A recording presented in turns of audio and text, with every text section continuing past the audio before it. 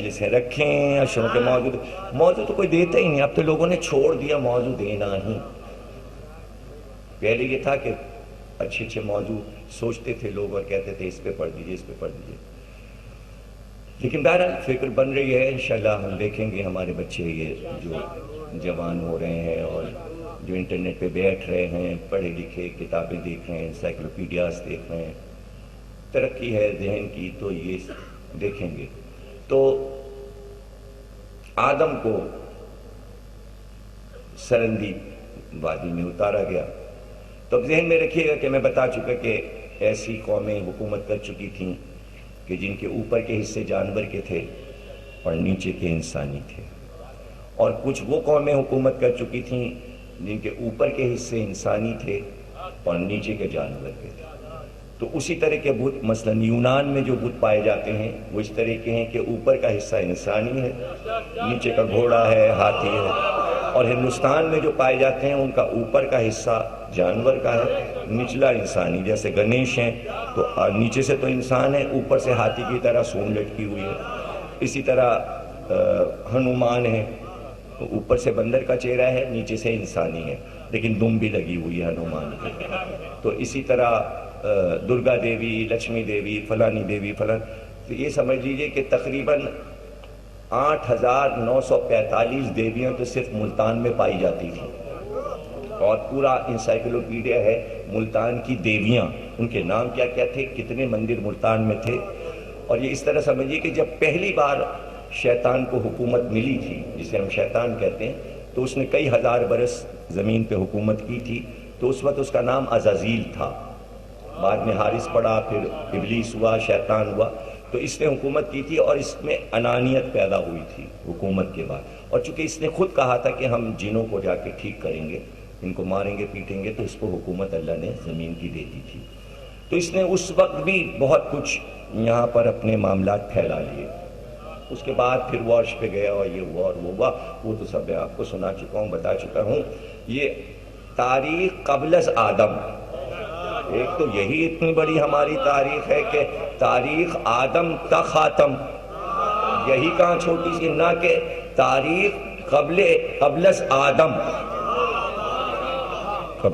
دیکھیں نا کہ کہتے ہیں عیسیٰ کی ہسٹری, اور جب یہ کہہ دیتے ہیں کہ عیسیٰ مسیح سے قبل, تو ایک سن چلتا ہے قبل مسیح, لکھا جاتا ہے قبل مسیح. 1000 برس قبل مسیح یہ ہوا, 2000 برس قبل مسیح یہ ہوا. تو کتنی آپ سوچئے کہ تاریخ اتنا پھیلاؤ ہے کہ اس میں اگر ہم چلے جائیں تو اس میں سے نکلنا ممکن, لیکن ہم ادھر جانا نہیں چاہتے کہ وہاں جا کے پھنس جائیں, اس لیے کہ ہم شہر علم کے آس پاس ہی رہنا چاہتے ہیں تاکہ شہر علم کا دروازہ چھوٹنے نہ پائے. تو ادھر پہنچ جائے اتنی دور, اور وہ کیوں آپ کو ہم سنا کے آپ کے دماغ پہ لوٹ ڈالیں. تو یہ سمجھیے گا کہ یہ انڈیا میں, ہندوستان جس کا نام ہے, جسے بھارت کہتے ہیں, تو یہ بہت ہی قدیم سلطنت رہ چکی تھی قبل از آدم, اس مخلوق کی کہ جو سونڈیں لٹکائے ہوئے تھے اور نیچے ان کے جس انسانوں جیسے تھے. تو یہ اصل میں مسخ ہوئے تھے, یہ مسخ کیے گئے تھے, اور ان کے مسخ کی کہانیاں ہندوؤں کے یہاں بھی اور ہمارے یہاں بھی. کچھ وجوہات ہیں اور کچھ عتاب ہیں اور کچھ عذاب ہیں.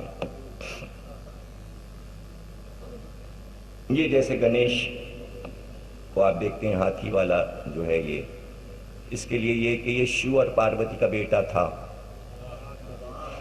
تو اس سے باپ نے کہا کہ پیاس لگی ہے پانی لاؤ. وہ پانی لینے ادھر چلا گیا, گنگا جمنا کہیں ادھر پتہ نہیں کہاں دور. تو پانی لے کے دیر میں آیا. تو جب پانی لے کے آیا تو یہ یہاں ترشول جو 3 بھال کا ہوتا ہے اس کو ہمالیہ پہ مار چکے تھے, اور 3 دریا اس میں سے نکل چکے تھے, گایتری اور ساوتری اور گھاگرا اور کیا میتھولوجی ہے ہندوؤں کی. بہرحال اس میں کہاں جاؤں, وہ ایک الگ ہی مسئلہ ہے, اس میں الجھنا نہیں چاہ رہا, اس لیے کہ میں جلدی اس میں سے نکل, اس لیے کہ وہ سب ازبر ہے مجھے, لیکن اس میں نہیں الجھنا. تو وہ آیا اور اس نے پانی لایا, تو یہ غصے میں تو تھے, انہوں نے اٹھایا, وہ ترشول مارا تو اس کا گلا کٹ گیا. گلا اتنی زور سے کاٹا کہ وہ گلا جو تھا وہ زمین کے باہر خلا میں چکر لگانے لگا. سر اس کا اسی کو راہو اور کیتو بولتے ہیں، اور وہ کہتے ہیں کہ راہو کیتو جو ایک دوسرے کے پیچھے ہیں، اور وہ جب ایک دوسرے کو ہڑپ کرنے کی کوشش کرتے ہیں تو چاند گرہن ہوتا ہے، سورج گرہن. بڑے عجیب ہی عجیب یہ سب ان کا مذہب ہے، عجیب عجیب عجیب چیزیں ہیں. تو اس میں یہ ہے کہ پھر وہ پاروتی بہت روئیں کہ میرے بیٹے کو یہ تو کہ اس کا سر کہاں گیا. ان کا بھی سر تو وہ تو زمین کا چکر لگا رکھا نا. تو وہ سامنے ایک ہاتھی آ رہا تھا، وہ اس کا ہاتھی تھا بیٹے کا، اس کا سر شیو نے کاٹ کے اور اس میں جوڑ دیا کہ لو یہ تمہارا بیٹا. وہ اسی ہاتھی کو گود میں پاروتی کھلانے لگی اور آخر میں وہ بڑا ہو گیا ہاتھی، اور وہی گنیش ہے. تو اس کے اتنے نام ہیں، گمپت نام ہے، گنیش پوجا، گمپت پوجا، فلانے اتنے نام ہیں گنیش کے.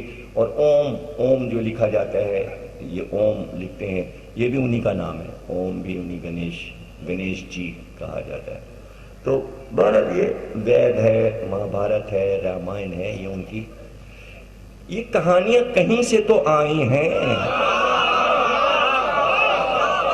اگر جھوٹی بھی ہیں تو جو تصور ہے. اب اس تصور کے لیے آپ کو سمجھا دوں، اصول کافی کی ایک حدیث سنا دوں میں. کوئی یہ کہے کہ بھئی یہ تو کبھی نہیں سنا کہ ایسی بھی مخلوق زمین پہ تھی کہ جس کا اوپر کا حصہ جانور کا، نیچے کا جسم انسان جیسا، اور یا ایسی مخلوق کہ جس کا اوپری حصہ انسان جیسا، نچلا حصہ جانوروں جیسا. یہ کبھی سنا نہیں مجلس میں. لیکن یہ نہ کہیے گا پڑھا نہیں کبھی. یہ آپ کا کہنا صحیح ہے کہ سنا نہیں، واقعی نہیں سنا، لیکن یہ نہ کہیے گا پڑھا نہیں. اس لیے کہ پوری عمر گزر جاتی ہے پڑھتے پڑھتے، مگر چیزیں ملتی نہیں ہے. وہ ایک سمندر ہے جو ڈھونڈتا جاتا ہے، ملتا جاتا ہے. اسی لیے کہا جاتا ہے پڑھو، صرف سنو نہیں. سننے پر چاہ رہے ہو حوالے مل جائیں، حوالے ملتے ہیں پڑھنے پر. تو اب اس کے لیے میں ایک حدیث پڑھے دیتا ہوں اصول کافی کی، کہ فرمایا معصوم نے کہ تم اپنے تصور میں بیٹھ کر خاکے بناؤ کہ ایسی بھی مخلوق ہو سکتی ہے اور ایسی بھی مخلوق ہو سکتی ہے، ایسی بھی مخلوق ہو سکتی ہے. خاکے بناؤ بیٹھ کے. ابھی خاکے کمپیوٹر پہ بنتے ہیں مجرموں کو پکڑنے کے لیے، تو وہ بھی تو تراش ہے نا. ایک خیالی چہرہ بنا رہے، دہشت تراش چہرہ بن جائے. پولیس والے بنواتے ہیں، وہ بناتے ہیں. پولیس والے تھوڑی CID والے بنواتے ہیں، وہ بناتے ہیں. ناک ایسی کہاں. اب وہ کہتے بھائی آپ نے دیکھا تھا اسے؟ ہاں دیکھا تھا. ناک کیسی تھی؟ وہ کیا تھا، کیا پہنے کیا تھا؟ ایسا تھا. چہرہ کیسا تھا؟ ایسا تھا. اب 5 آدمیوں نے کہا ناک ایسی تھی، چہرہ ایسا تھا. انہوں نے لکھ لیا. لکھ کے انہوں نے کہا جیسی ناک اس نے بتائی ایسی ناک لگا دو. اب اس نے بتایا بال ایسے تھے، بال ایسے لگا دو. اب وہ ایک چہرہ بن کے آتا ہے، وہ اخبار میں چھپ جاتا ہے. یہ ہے خاکہ. اس خاکے سے ڈھونڈو. تو کیا یہی خاکہ اس کی تصویر کا ہے جو بنایا؟ تصویر سے تصویر تو نہیں کھینچی، آدمی سے تصویر نہیں کھینچی.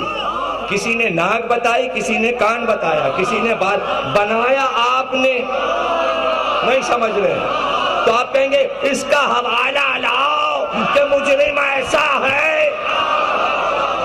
حوالہ کیا؟ حوالہ کیا؟ جو بیان آپ نے سنا اس پہ آپ نے ایک خاکہ بنایا. وہ تو کہیے کمپیوٹر ہے اس لیے آسانی ہو گئی، پہلے تو ہاتھ سے بنانا پڑتا تھا. وہ خاکے بنا. اب تو کمپیوٹر تو چہرے بگاڑ دیتا ہے. کمپیوٹر تو چہرے بگاڑ دیتا ہے. اور کمپیوٹر تو دور کی بات ہے، یہ ہاتھوں میں جو موبائل ہے یہ چہرے بگاڑتے ہیں. تصویر کھینچی ان کا، دیکھیے یہ آپ ہیں، ناک ایسی پھیلی ہوئی، منہ پھٹا ہوا، دانت باہر نکلے. ان کا یہ کیا ہو گیا؟ یہ میں ہوں. بچے یہ شرارت کرتے ہیں، آپ کی تصویر ہے، یہ کیا ہوا؟ ارے بھائی دیکھا ہے یا نہیں دیکھا ہے؟ موبائل ہے لوگوں کے پاس، یہ شرارتیں ہو رہی یا نہیں ہیں؟ یا بے خبر ہیں آپ؟ بڑے معصوم ہیں. میں ہی سب کچھ ہوں، گناہگار مومنین میں ہوں، میں ہی بخشا جاؤں گا، آپ نہیں بخشے جائیں.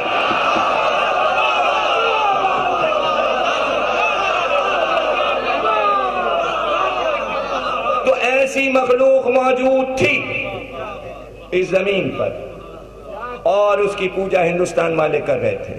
قابیل ادھر بھاگ گیا. قابیل نے انہی لوگوں میں، چونکہ وہ جن بھی حکومت کر چکے تھے، جن بھی موجود تھے زمین پہ، جنیا نے اس سے ملاقات کی، اس نے شادی کر لی. آپ کو کوئی اعتراض ہے قابیل کی شادی پہ؟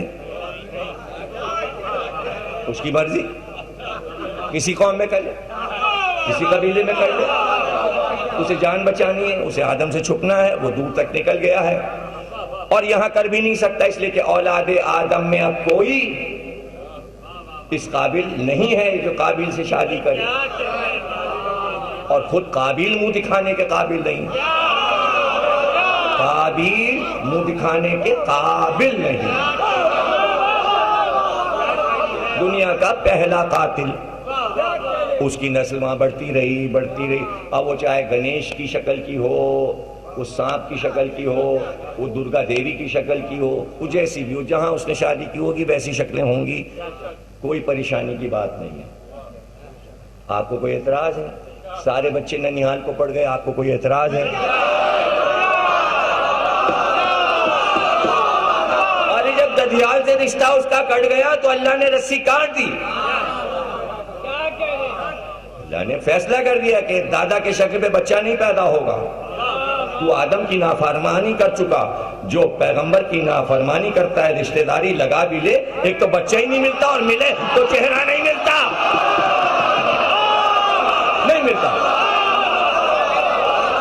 جس رشتے کو اللہ کاٹ دے وہ رشتہ کٹ گیا، جس رشتے کو اللہ جوڑ دے وہ رشتہ جڑ گیا. رشتے وہی بناتا ہے، آپ نہیں بناتے. حالانکہ جو آپ رشتہ بناتے ہیں، آپ کی زبان پہ ایک بات اللہ نے جاری کرا دی، آپ اسے پھر ہی نہیں سکتے. سارے رشتے اللہ بناتا ہے. بھائی بھائی کا رشتہ اللہ نے بنایا ہے، بہن بھائی کا رشتہ، ماں باپ کا رشتہ، سب رشتے اللہ نے بنائے ہوئے، آپ کے اختیار میں نہیں ہے. ایک رشتہ آپ کے اختیار میں، بیوی.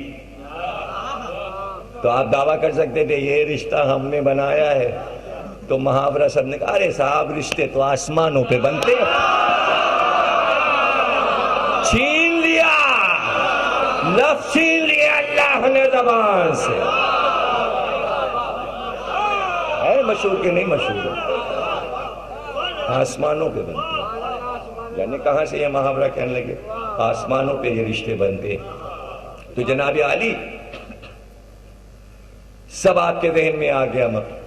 آدم اتارے گئے، 4 فرشتوں نے تخت پہ بٹھایا، کاندھے پہ تخت رکھا اور کہا پہلے ان کو پوری جنت کی سعادت کروا دو، الوداع کرا دو. آدم نے کہا سارے فرشتوں سے میری ملاقات. سارے فرشتوں کو بلایا گیا، کہا بھائی الوداعی سلام، کوشش کریں گے پھر کبھی ملیں. خوب روئے آدم، فرشتے بھی روئے رخصت کرتے ہوئے. پتہ چلا آدم کی الوداع گریا سے ہوئی. سارے آسمانوں میں فراق آدم میں بڑا گریا ہوا اور خود آدم بھی روتے ہی ہوئے آئے. اسی وجہ سے جب بھی بچہ پیدا ہوتا ہے روتا ہی ہوا، ہنستا ہوا نہیں آتا. پتہ چلا ترہ امتیاز گریا ہے، اصل چیز گریا ہے، اصل چیز غم ہے. خوشی اصل چیز نہیں ہے. جو مناتے ہیں وہ مستقبل سے بے خبر ہیں. خوشی کا انجام لکھا ہے، غم کا انجام صرف جنت ہے.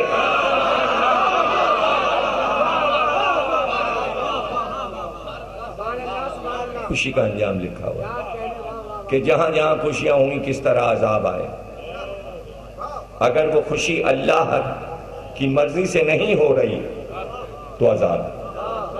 تو پتہ چلا غم اور خوشی سب اللہ کی مرضی سے ہونا چاہیے. تو پتہ چلا غم بھی اسی کا ہے، خوشی بھی اسی کا. غم بھی اسی کا، خوشی لا کے فرشتوں نے اتار دیا. فرشتے چلے گئے، آدم اکیلے. ایسے میں شیطان نے تمام مخلوقات کو پہلے ہی جمع کر لیا تھا جو آدم سے پہلے کی تھیں. وہ جانور ہوں، جانور نما انسان ہوں، اور ان سے کہا آؤ میرے ساتھ چلو. آسمان سے ایک مخلوق ٹپکی ہے، تم جب اس کا گوشت کھاؤ گے تو بہت لذیذ ہوگا، ایسی غذا تم نے کبھی نہیں کھائی ہوگی۔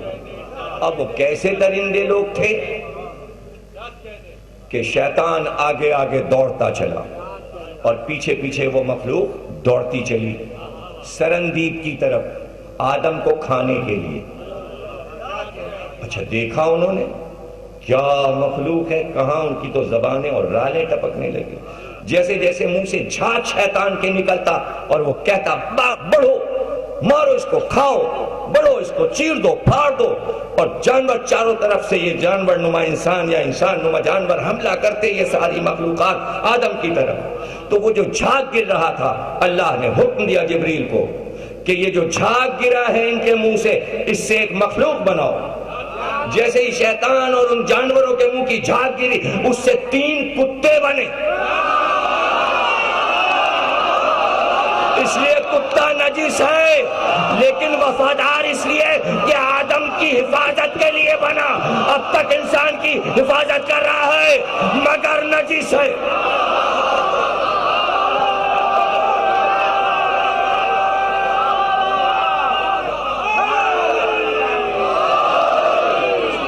تین کتے بنے، تینوں کتوں نے آدم کے آگے کھڑے ہو کے دفاع شروع کیا۔ آج تک کتے جو ہیں جنگل میں، ہر درندہ کتوں سے ڈرتا ہے۔ یہ کیسی عجیب بات ہے، دیکھیں کتا جہاں ہوتا ہے وہاں درندے بھاگتے ہیں۔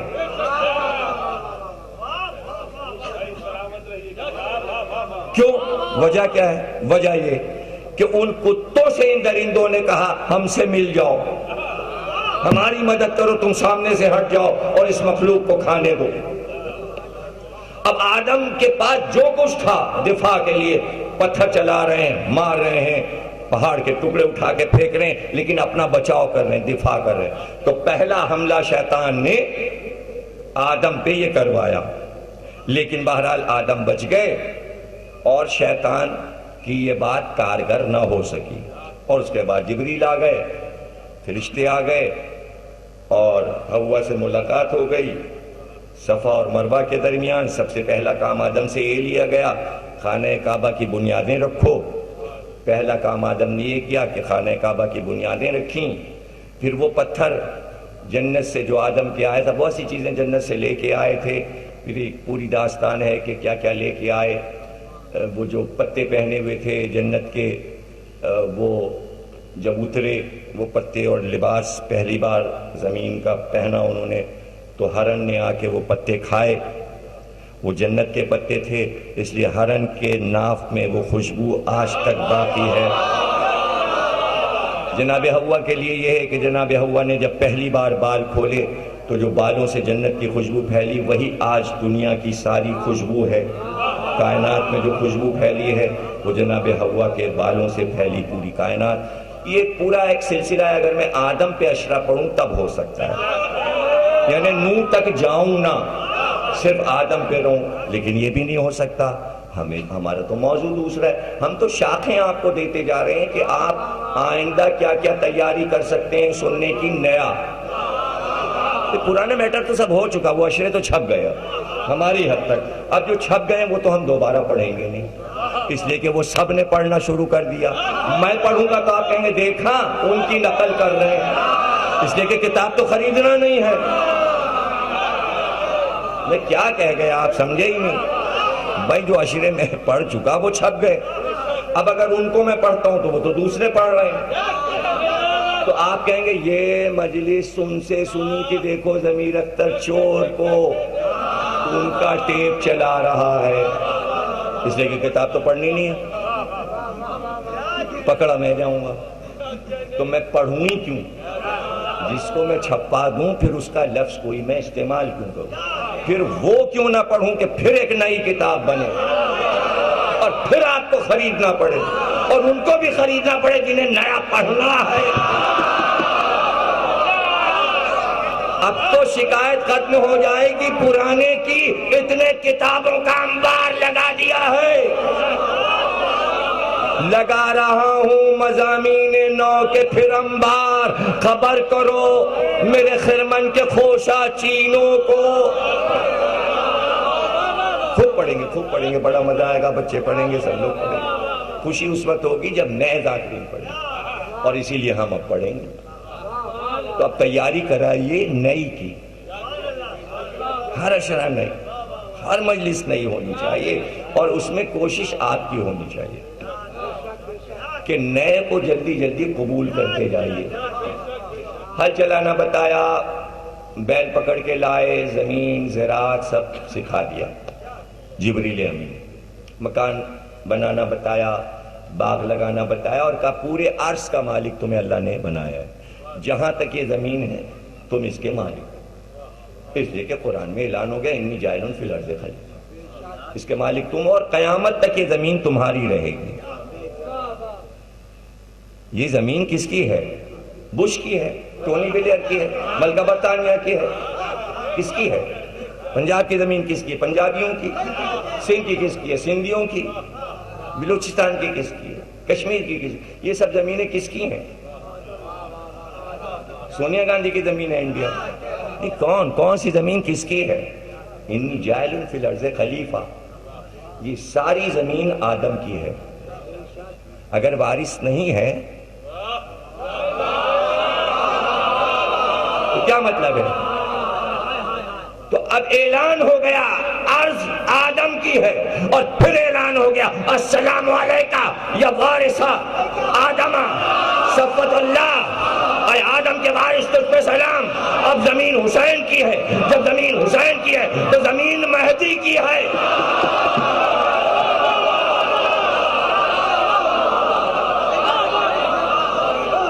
ابھی آپ نے سنا نا خالد ملک سے 1 کروڑ 20 لاکھ، 1 کروڑ 20 لاکھ ظاہر، 40 لاکھ کا اندازہ تھا امریکہ اور بی بی سی کا، اسے یہ اندازہ نہیں تھا کہ جب سرحدیں کھول دی جائیں گی تو اس وقت عالم یہ ہے کہ کربلا تو بھر چکا، عراق پورا بھر چکا، بغداد بھر چکا، ابھی بھی قافلے اس وقت کراچی سے جا رہے ہیں، جہاز اڑ رہے ہیں، ابھی وہ دبئی جائیں گے، دبئی سے سارے جہاز بغداد پہنچیں گے، ابھی پاکستان ہندوستان کے زائرین کل پہنچیں گے، اور جس وقت وہ بغداد پہنچیں گے تو بغداد کے ایئرپورٹ سے کربلا تک 3 گھنٹے کا راستہ نہیں ملے گا آگے بڑھنے کا۔ ایک ایک گلی، ایک ایک گلی، ایک ایک مکان، ایک ایک ہوٹل، ایک ایک شارع ایران کی سرحد بند ہے، اس لیے کہ راستہ نہیں مل رہا ہے۔ سرحد سے آگے مجمع بڑھے تو نیا قافلہ ایران سے داخل ہو، کھول کے تو دیکھو زیارت اے امریکہ والو، پھر پتہ چلے گا حسین کے چاہنے والے کائنات میں کتنے ہیں۔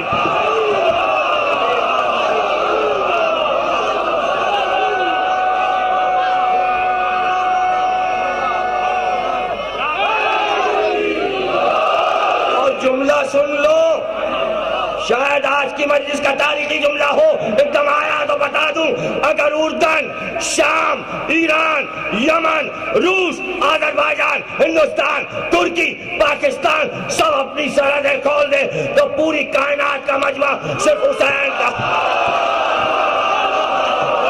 آ رہے جا رہے آ رہے۔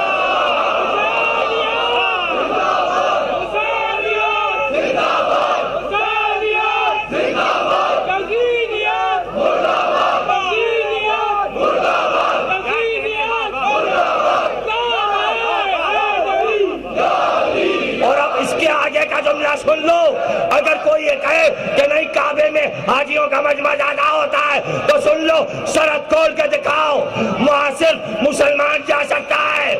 حسین کی سرحدیں کھولو، ہندو ہندوستان، سکھ جائے گا، انگریز، سب سے بڑا مجمع حسین کا ہے۔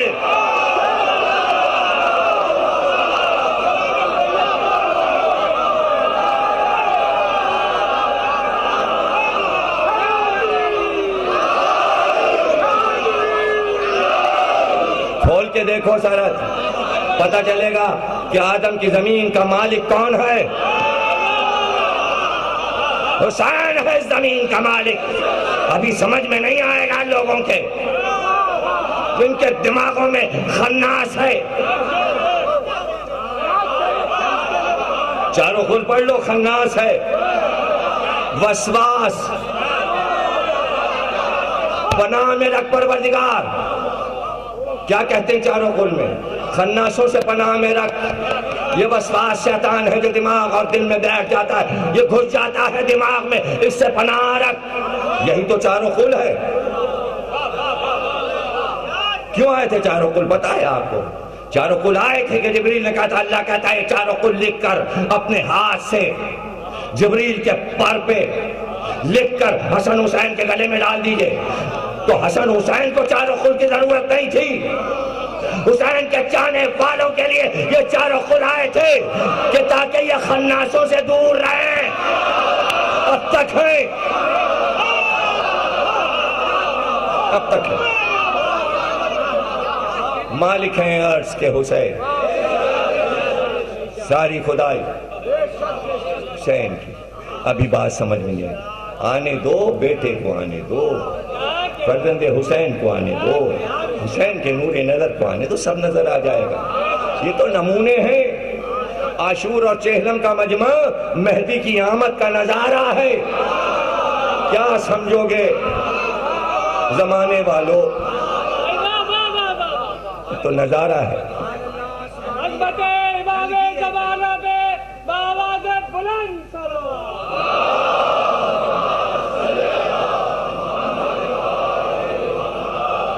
آدم حابیل قتل کر دیے گئے، قابیل بھاگ گیا، بہت روئے. اللہ نے کہا پنجتن کا واسطہ اور لو تمہارے غموں کا دور ختم ہوا. بیٹا دیا شیش.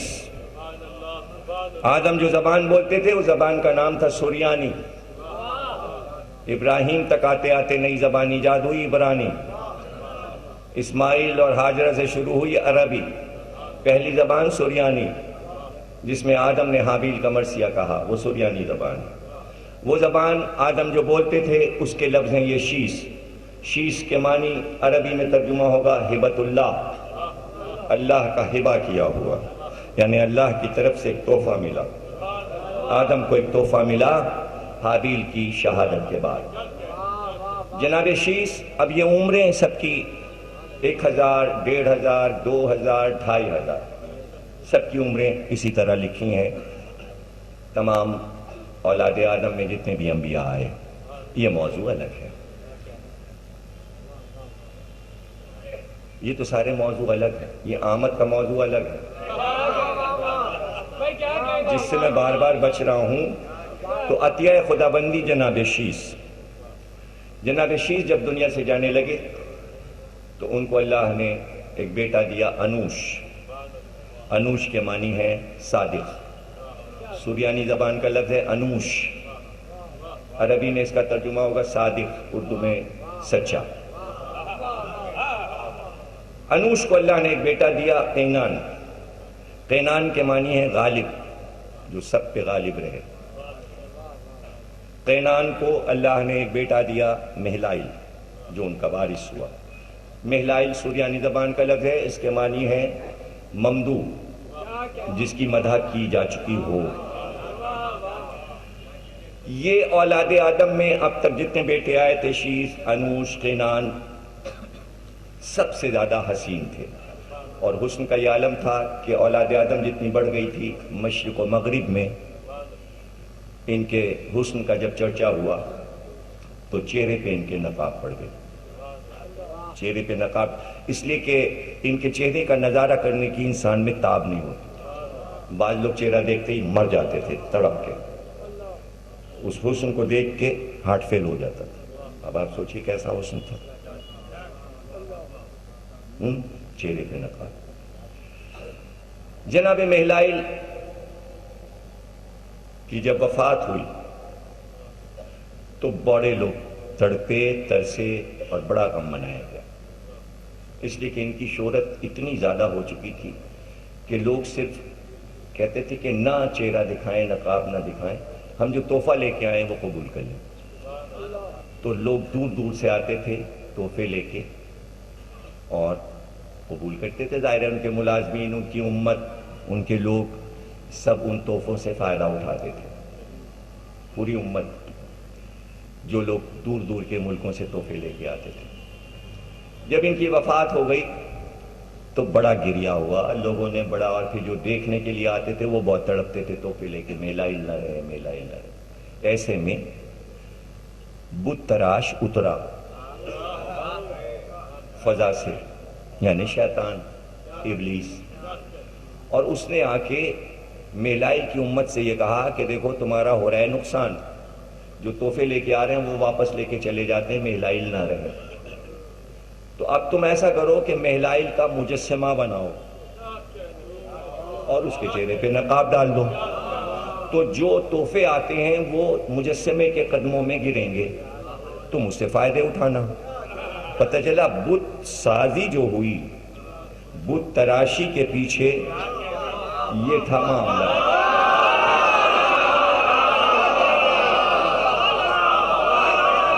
تو بت سمبل ہوا دولت کا. اب جہاں دولت ہوگی، میلائل کا مجسمہ نہ رہے لیکن جہاں دولت ہوگی وہی ہے اصل بت.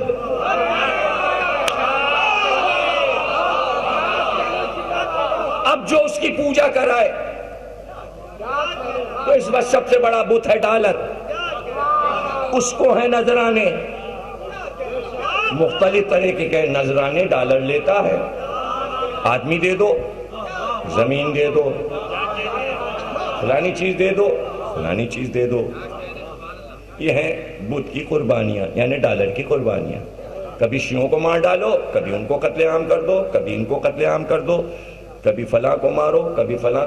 قربانی لے رہا ہے ڈالر. بت بنا ہوا ڈالر بیٹھا ہے اور اس کے اندر ایک بت بنا ہوا ہے نقش. ڈالر کے اندر کا بت دیکھا ہے آپ نے؟ ارے ابراہیم لنکن ہے، کون ہے، آئزن ہاور ہے، پتہ نہیں کون ہے. بہرحال بت ہیں یہ. آئزن ہاور کا بت وہاں بنا ہوا ہے، ابراہیم لنکن کا بت وہاں بنا ہوا ہے. واشنگٹن میں واشنگٹن کا بت لگا ہوا ہے، وہاں سب کے بت لگے ہوئے ہیں. وہ آزادی کا بت تو آپ کو دکھائی دیتا ہے نا سمندر کے کنارے. تو بت ابھی ختم نہیں ہوئے، مشرق و مغرب میں موجود ہیں. یہاں سے بت پرستی کا آغاز ہوا. یہ ہے پہلا بت جو روئے زمین پر بنا. فکر دینے والا شیطان، بنانے والی میلائل کی امت، خاندان نہیں. خاندان بیزار ہے. میلائل کے بیٹے یارود ہوئے اور یارود کے لیے میلائل نے حکم دیا تھا ابو قبیس کی پہاڑی پہ چڑھ جاؤ، پورے خاندان کو لے کے اس امت کو چھوڑو. اس لیے کہ قابیل سے جو لڑائی شیش کی ہوئی تھی اور قابیل اپنا لشکر لے کر آیا تھا تو زیادہ تر عورتوں کو لایا تھا. وہ عورتیں ساری یہاں ٹک گئیں قابیل کے یہاں کی. تو ہمیشہ اولاد آدم نے اپنی اولاد کو منع کیا کہ کبھی قابیل کی خاندان کی بیٹیوں سے رشتہ نہ جوڑنا، ورنہ معاملات بگڑ جائیں گے. اس لیے بچانے کے لیے پہاڑی پہ چڑھ گئے کہ پتہ ہی نہ چلے کہ کیا ہو گیا. تو پھر شیطان آیا اور قابیل کی بیٹیوں سے یہ کہا کہ ان کو نیچے اتارنے کا ایک طریقہ ہے، اور اس نے میوزک ایجاد کرائی. اور دو شخص جو تھے وہ عورتوں کا گروپ لے کر میوزک بجاتے ہوئے مکے میں داخل ہوئے ابو قبیس کی پہاڑی کے نیچے. خوب شور ہوا. اب وہ کیا میوزک رہی ہوگی مجھے تو نہیں معلوم، اس زمانے میں کیا ایجاد ہوا، اس کی بھی وراثت چل رہی ہوگی. اب وہ تو ایک ریسرچ ورک الگ ہے اس کی. تو اسلام اور میوزک جو ہے وہ حلال اور حرام وہ ایک الگ موضوع ہے، اس پہ مجلس ہو سکتی ہے، وہ تو ایک الگ موضوع ہے. یہ بھی ایک موضوع ہے، اس کے اوپر بھی گفتگو ہوگی. یہ کیسے آغاز ہوا، کہاں سے شیطان نے دماغ میں خناس ڈالا میوزک کا، اور میوزک کیسے حرام قرار پا گئی اسلام میں، قرآن نے کیا کہا، حدیث نے کیا کہا، حضور نے کیا کہا، یہ ایک الگ موضوع. انہوں نے کہا بھئی یہاں اندر کچھ شور ہو رہا ہے، چلو بھئی اتر کے دیکھے. بہت جناب یارود نے منع کیا، نہ جاؤ نہ جاؤ. کچھ لوگ چلے گئے اور اس کے جانے سے یہ ہوا کہ قابیل کی بیٹیوں سے ان کے رشتے ہو گئے. اور اب جو نسل چلی تو وہ ملی جلی نسل شروع ہوئی، یعنی اولاد آدم میں بھی قابل شکل کے لوگ پیدا ہونے لگے. ننیال کا اثر تو آنا تھا. جناب یارود کے بیٹے جو تھے وہ جناب ادریس تھے. جناب ادریس وہ پہلے پیغمبر ہیں کہ جنہوں نے لکھنا پڑھنا سکھایا، اوزار اور ہتھیار بتائے. درس چونکہ دیتے تھے، پہلی یونیورسٹی، پہلا کالج، پہلا اسکول قائم کیا، اس لیے ان کا نام ادریس ہوا. ادریس لفظ جو ہے وہ درس سے ہے، درس دینا، تعلیم دینا. انہوں نے تعلیم سکھائی، لفظ بتائے، حرف بتائے، لفظ بتائے، گرامر بتائی، حروف تہجی سکھائے، ابجد، حوض، ہوتی، کلمن، یہ سب سکھایا. ان کے عادات بتائے، گنتی بتائی، پہاڑے بتائے. تو زیادہ تمدن جو ترقی یافتہ چلا ابراہیم کی طرف، اس کی ساری دین جو تھی وہ جناب ادریس کی تھی. اور اتنے مشہور پیغمبر ہوئے کہ یونان تک گئے یہ، اور یونان میں جتنا فلسفہ وغیرہ فکر پھیلی وہ سب جناب ادریس. پھر مصر کی طرف آئے، اور اہرام مصر جو آپ دیکھتے ہیں سب سے پہلے جناب ادریس نے بنائے. اور یہ اہرام اس لیے بنائے گئے کہ اس میں اناج رکھ کر محفوظ کیا گیا، اور اناج رکھ کے کہ سڑے نہیں اناج. اور دوسرے یہ کہ جناب ادریس یہ خبر دے چکے تھے کہ طوفان نوح آنے والا ہے، تو اس سے پہلے اگر اپنی چیزوں کو محفوظ رکھنا چاہتے ہو تو اس زمین پر ایک بڑا طوفان آئے گا. اس لیے یہ جگہ ہے وہ، اور اس جگہ کو اپنے اعتبار سے فاصلے میں ایک تصویر بنائی گئی کہ ایک شکرہ باز اور اس کے پنجے میں ایک کیکڑا ہے. تو یہ ایک سیارہ ہے، ستارہ ہے نسر، جسے گدھ کہتے ہیں، اور ایک کیکڑا ہے اسے سرطان کہتے ہیں. مولا علی سے پوچھا گیا کہ احرام کو بنے کتنے سال ہوئے؟ تو آپ نے کہا کہ کیا اس پہ کوئی تصویر ہے؟ تو اس نے کہا ہاں، ایک کیکڑا ہے، سرطان ہے اور ایک گدھ ہے. تو آپ نے کہا ٹھیک ہے، وہ نسر ہے. نسر جو ہے اپنا ایک چکر 2000 برس میں پورا کرتا ہے. اور جس وقت نسر سرطان میں تھا، برج سرطان میں تھا، اس وقت یہ تعمیر ہوا. اس حساب سے تم خود حساب لگا لو کہ 2000 میں ایک سفر کرتا ہے تو 12000 سال ہو چکے احرام مصر کو بنے گا. یہ مولا علی نے ایک مسئلہ حل کیا. جناب ادریس کو آسمان پہ اٹھا لیا گیا اور وہ زندہ گئے، اور وہاں جا کے انہوں نے جب اپنا مکان دیکھا تو وہاں انہوں نے کہا ہم یہاں سے واپس نہیں جائیں. اب جنت میں بھی جا کے کوئی نکالا جاتا ہے، جب ہم آ گئے تو آ گئے، اور اب ہم اپنے گھر میں آ گئے تو اللہ نے کہا اچھا ان کو یہیں رہنے دو. چونکہ یہ خیاط الانبیاء کہلاتے ہیں، سب سے پہلے انہوں نے درزی کا کام سیکھا، سکھایا، کپڑے سینا سکھایا، اس لیے خیاط عربی میں درزی کو کہتے ہیں. تو یہ جنت میں جنتیوں کے کپڑے سینے لگے. کتنے خوش قسمت ہیں آپ کہ آپ کو جنت میں جانا ہے، کپڑے آپ کو وہاں ملیں گے. وہ کوئی جیل کے کپڑے تھوڑی ہیں، جنت کے کپڑے ہیں، اور وہ ایک نبی کے ہاتھ کے سیے ہوئے کپڑے. تو اب جو جنت میں جائے گا وہ نبی کے ہاتھ کے سلے کپڑے پہنے گا. کیا کیا دیکھیے تحفے ملیں گے وہاں. اچھا صاحب، یہ سب ہم آپ کو اپنا ریسرچ ورک نوٹس کا بتا رہے ہیں تاکہ آج کی تقریر کسی حد تک آپ کے دماغ پہ لوڈ نہ ہو. اور یہ ریسرچ ورک اگر روز آتا رہا تو بہت بھاری بھاری تقریریں ہو جائیں گی. تو اس کے اشارے روز آئیں گے آنے والی 5 تقریروں میں. اس لیے میں نے کہا یہ آپ کو یہ چیز میں سمجھا دوں. جب جناب ادریس چلے گئے آسمان پر تو ان کا ایک دوست تھا. 6 دوست ان کے تھے، یعنی 6 صحابی تھے جناب ادریس کے. ایک بہت قریب تھا، بالکل یار غار تھا، اور 5 جو تھے وہ تھے تو صحابی لیکن اتنے زیادہ کلوز نہیں تھے جناب ادریس سے. ایک تو بالکل ہی مطلب بس ہر وقت ان سے لپٹا رہتا تھا، جہاں یہ وہاں وہ، جہاں یہ وہاں وہ، ساتھ ساتھ. اب جب جناب ادریس چلے گئے تو یہ بڑا منہ لپیٹے رنجیدہ پڑا رہا کہ میرا دوست نہیں، میرا دوست نہیں. تو شیطان آیا، یہ بت تراش آیا، اور اس نے کہا بھئی تمہیں یاد آتی ہے؟ کہا ایک مجسمہ ادریس کا بنا کے اور کلیجے سے لگا کے سو جایا کرو، نیند آ جائے گی. نقشہ ہم بتائے دیتے ہیں بنانے کا طریقہ. وہ ظاہر ہے کہ بت جناب ادریس کا بنا کے دوست نے اپنے کلیجے سے لگا لیا. تو پتہ چلا صحابی میں بھی بت تراش ہوتے ہیں. اب اتنی آسانی سے آپ نے جملہ لے لیا،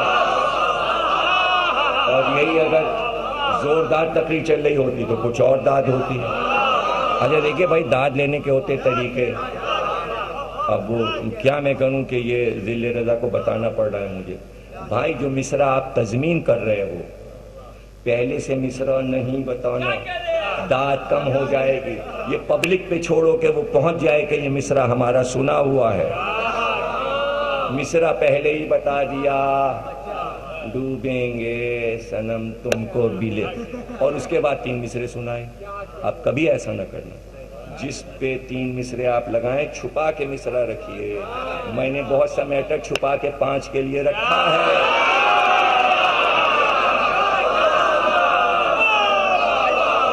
اگر سب آج کھول دیا تو 5 تقریروں میں مزہ نہیں آئے گا. حالانکہ وہ ہیں مصرے ہی مصرے ہیں، بس کوئی زیادہ میٹر نہیں ہے. 2-4 جملے ہیں جو میں نے چھپا کے رکھے ہوئے ہیں، اس میں سے 3 یا 4 آؤٹ کر دیے.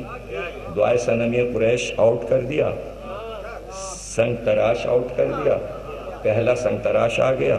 ابھی بت شکن پہ میں کوئی بات نہیں کر رہا ہوں. 5 تقریریں ہو گئی ہیں، میں نے شکنی پہ کوئی بات نہیں. تراش پرست پہ بات چل رہی ہے. اب وہ کس دن ہوگی بات؟ وہ بات کی بات ہے، ابھی تو بن رہے ہیں.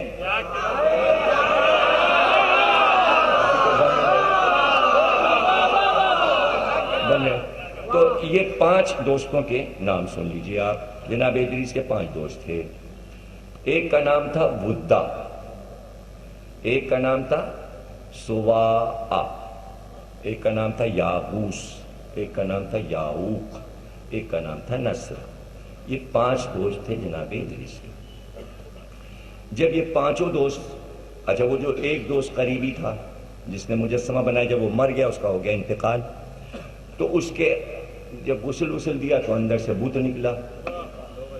تو شیطان غسل میں شریک ہوا آ کے، اور اس نے کہا کہ بھئی مجمع سے کہا کہ دیکھا یہ بت پرست تھا جو مرا، اس کا دوست ادریس بھی بت پرست تھا، اور یہ دونوں پیغمبر اور صحابی دونوں اس بت کی پوجا کرتے تھے، تم لوگ بھی اس کی پوجا کرو. تو اب وہ مہلائی کے دور کی بت پرستی اور مضبوط ہوئی، اس لیے کہ دلائل ملے. اب جب یہ 5 صحابی مرے تو ان 5 کے بت بنائے گئے. تو یہ 5 مشہور دنیا میں بت ہوئے جو پوری دنیا میں پھیلے، جو ان صحابیوں کے نام پر یہ 5 بت ہیں. پہلا بت ہے ودا، سوا، یاغوس، یاعوق اور نصر. اب اس کو سورہ نو کلام پاک کا 71واں سورہ ہے اور اس کی 23ویں آیت ہے. سورہ نو جو ہے اس میں حضرت نو پوری دعا مانگ رہے ہیں، وہی پورا سورہ ہے کہ جو دعا مانگی پروردگار ہم نے بہت کوشش کی، انہیں سمجھایا، یہ کیا یہ کیا یہ کیا. اب دیکھ کے ہم نے ان سے کہا کہ بت پرستی چھوڑ دو، تو انہوں نے سب نے ایکا کر لیا میرے مقابلے پہ، اور ان سب نے یہ کہا کہ خبردار کبھی بھی ودا کو، سوا کو، یاغوس کو، یاعوق کو اور نصر کو مت چھوڑنا. یہ 5 بتوں کے نام سورہ نو کی آیت 23 وَقَالُوا لَا تَذَرُنَّ آلِهَتَكُمْ وَلَا تَذَرُنَّ وُدًّا وَلَا سَوَاعًا وَلَا يَغُوثَ وَيَعُوقَ وَنَسْرًا. یہ آیت میں 5 بتوں کے نام آئے. تو اب قرآن سے، حدیث سے، تاریخ سے سب ہم نے اپنے موضوع کو، اب یہ تو دیکھیے ایسے تو 25 آیتیں ہیں بت کے بارے میں، وہ آج میں نہیں پڑھ رہا ہوں، سارا میں نے ڈیٹا ایک جگہ کمپیوٹر میں کر لیا ہے کہ کہاں کہاں. سورہ نساء میں آیت، سورہ مائدہ کی آیت 90 میں، سورہ انعام آیت 74 میں، سورہ آراف آیت 138 میں یہ بتوں کے نام آئے ہیں. سورہ ابراہیم آیت 35 میں، سورہ انبیاء آیت 57 میں، سورہ حج آیت 30 میں، اور سورہ شعراء آیت 71 میں، سورہ عنکبوت آیت 17 میں، سورہ عنکبوت آیت 25 میں. اس سورے میں 2 بار بتوں کا نام آیا ہے. سورہ صافات میں آیت 125، سورہ نجم آیت 19 میں لات، عزا، منات کا ذکر آیا ہے. سورہ نو 23. اس طرح یہ پورے قرآن میں بتوں کا موضوع یہ اس ایک پرچے میں، یہ میرے جیب میں.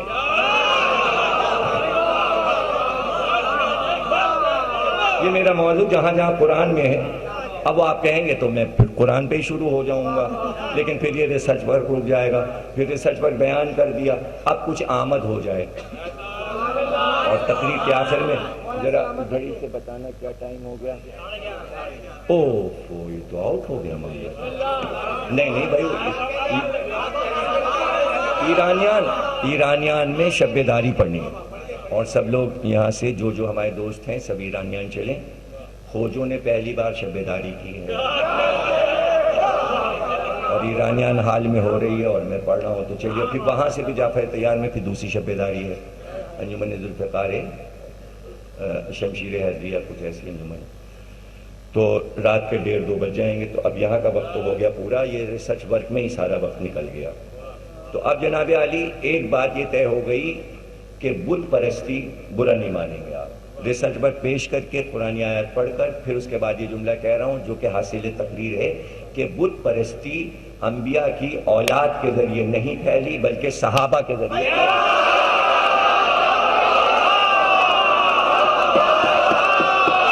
ہو گئی بات، ہو گئی.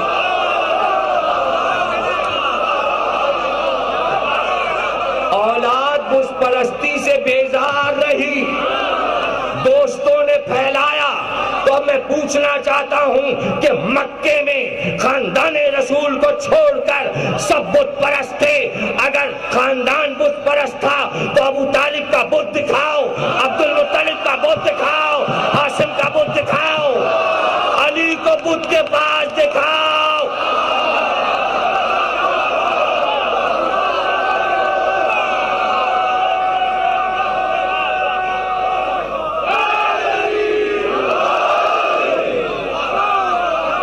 خدا کی قسم اگر ایک بار بھی تاریخیں بکھری پڑی اور چیلنج کر رہا ہوں کہ ایک بار بھی ہاشم کی زبان پر، عبد المطلب کی زبان پر ایک چھوٹا سا جملہ تاریخ میں دکھا دو کسی بت کا نام لیا ہو تو میں اپنا مذہب بدل دوں گا.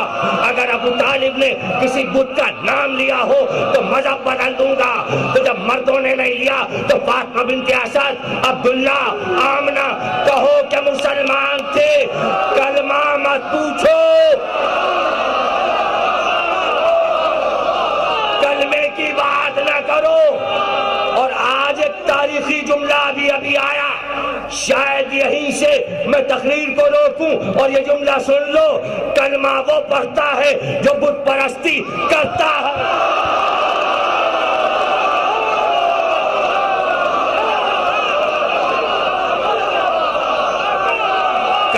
وہ پڑھتا ہے جو بت پرستی کرتا ہے. جو بت پرستی نہیں کرتا اسے ڈھونگ رچانے کی ضرورت نہیں ہے.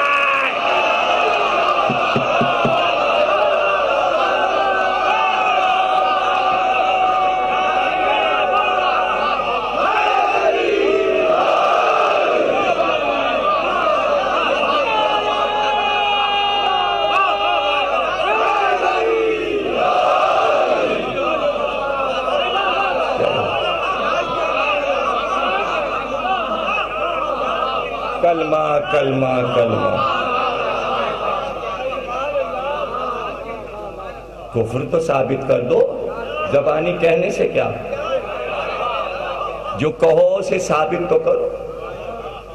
اجداد پیغمبر کا کفر ثابت کرنا لوہے کے چنے ہیں، چبانا آسان نہیں ہے. پروپیگنڈا اور ہے، صرف اس لیے کہ وہ بت پرست جو ہیں ان کے برابر کر دو. ان کو، کن کو؟ جن کے لیے شیطان کہہ چکا تھا سب کو بہکاؤں گا، تیرے مخلص بندوں کو نہیں بہکا سکتا. پھر ایک جملہ آیا، اگر قرآن میں یہ آیت ہے اور شیطان نے کہا ہے کہ تیرے مخلص بندوں کو نہیں بہکاؤں گا، اور اللہ نے کہا بے شک تو دسترس نہیں رکھتا ہمارے مخلص بندے پر. اگر بنی ہاشم کو بھی تم کافر کہتے ہو تو مخلص بندے کہاں ڈھونڈو گے؟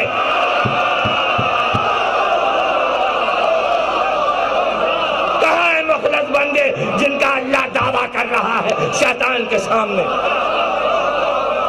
تو جب سرکار آئے ہیں مخلص بندے ہونا ضروری ہے، مخلص ہونا ضروری ہے. یہ سب مخلص بندے ہیں. اللہ نے کہا تو ان کو نہیں بہکا سکتا، نہیں بہکا سکا. نہیں بہکا سکا، نہیں آ سکا ان کے در تک، بنی ہاشم تک نہیں پہنچ سکا۔ ڈرتا تھا وہاں آتے ہوئے، کانپتا تھا وہاں آتے ہوئے، لرزتا تھا وہاں آتے ہوئے، اس لیے کہ بارگاہ عظیم تھی۔ اور پھر جملہ کہہ دوں، جب اللہ یہ ضمانت دے کہ ہم نے محمد تم کو پاک صلبوں میں اور پاک رحموں میں رکھا، تو جب صلبوں اور رحموں کو پاک کر سکتا ہے تو گھر کو کیوں نہیں پاک کر سکتا؟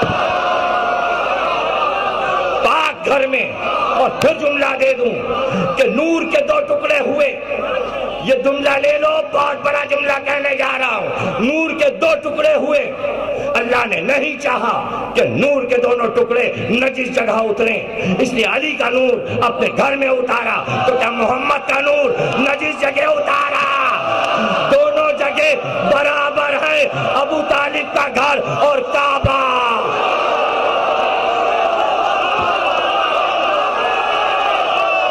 جیو سلامت رہو، جیو سلامت رہو۔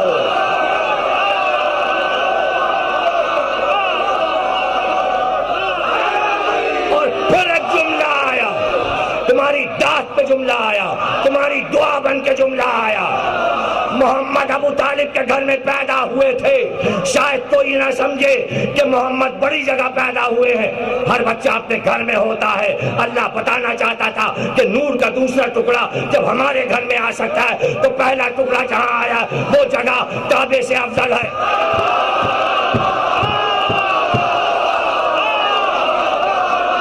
جہاں محمد ہے وہ جگہ افضل ہے، جہاں علی ہے وہ جگہ کم ہے۔ یہ ابو طالب کا گھر ہے، یہ کعبہ ہے۔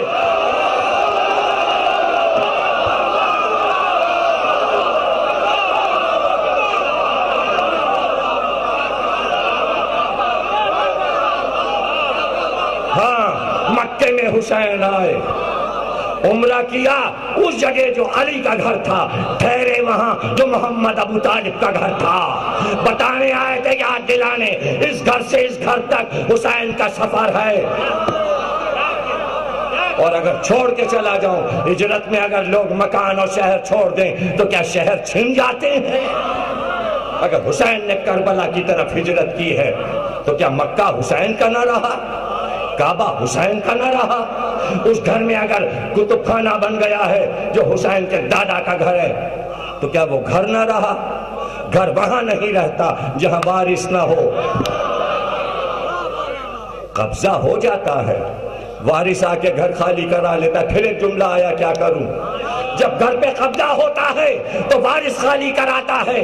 اللہ کے گھر پہ بتوں کا قبضہ ہوا تھا، علی نے خالی کرایا، اب علی کے گھر پہ قبضہ ہوا ہے، وہ خالی کرائے گا۔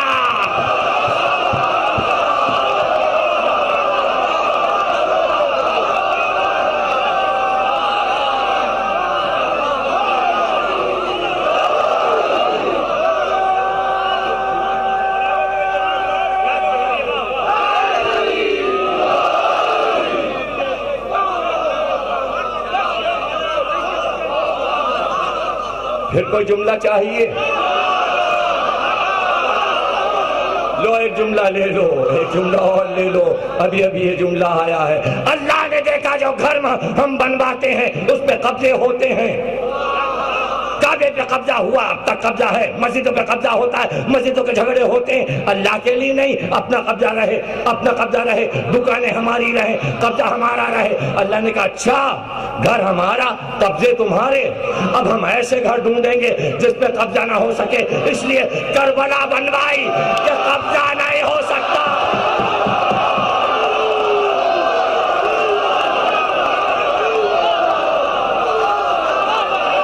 حسین موجود ہے، اللہ کا گھر ہے۔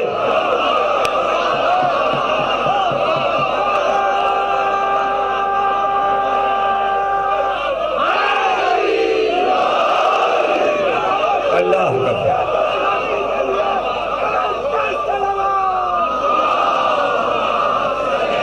حسین موجود ہے،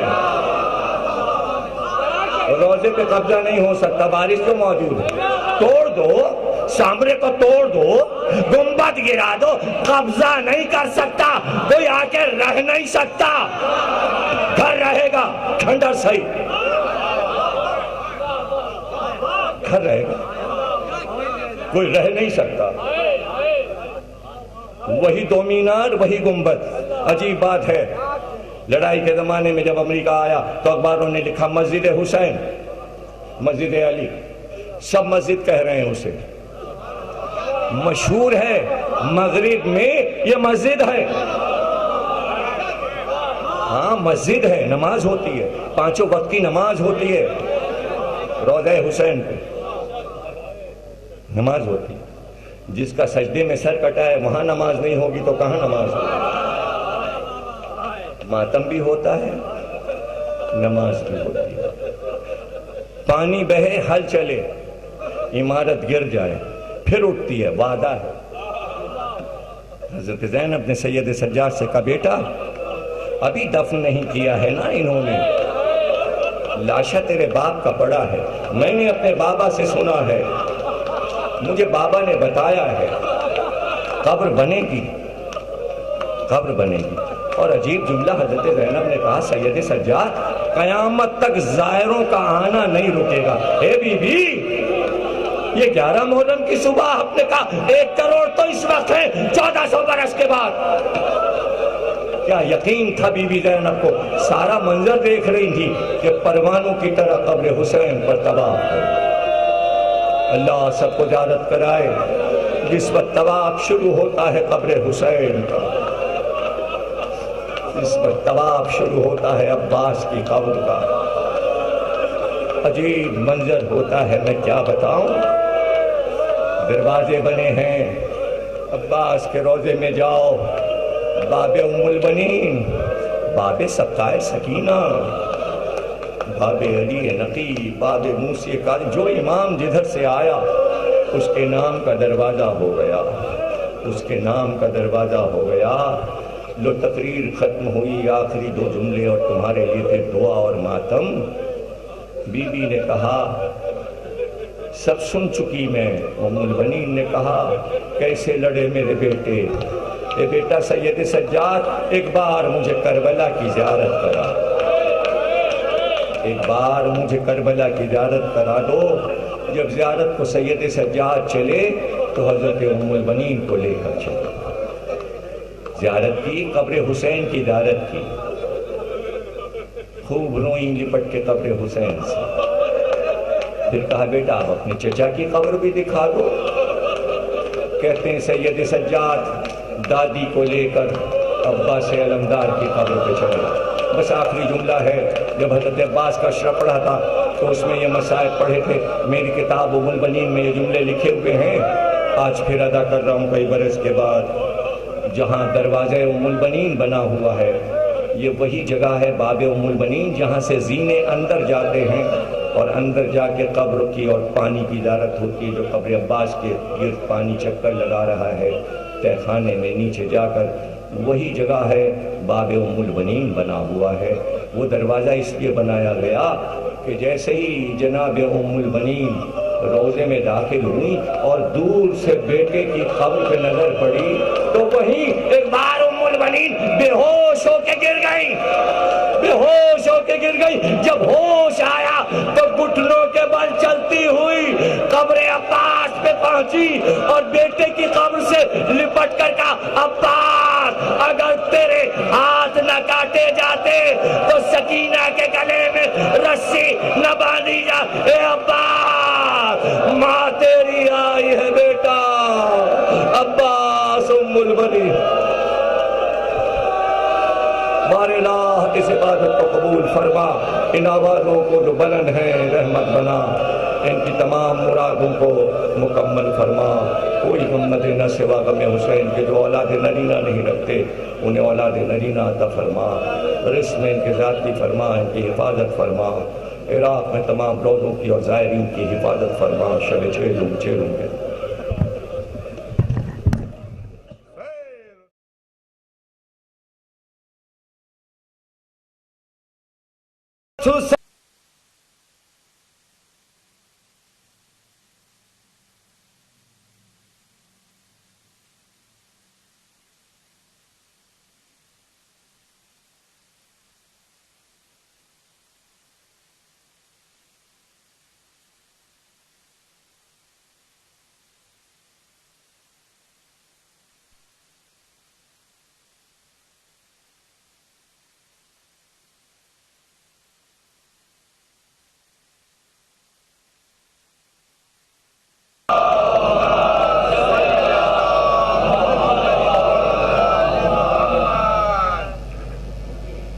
بسم اللہ الرحمن الرحیم. تمام تعریفیں اللہ کے لیے. درود اور سلام محمد علی محمد.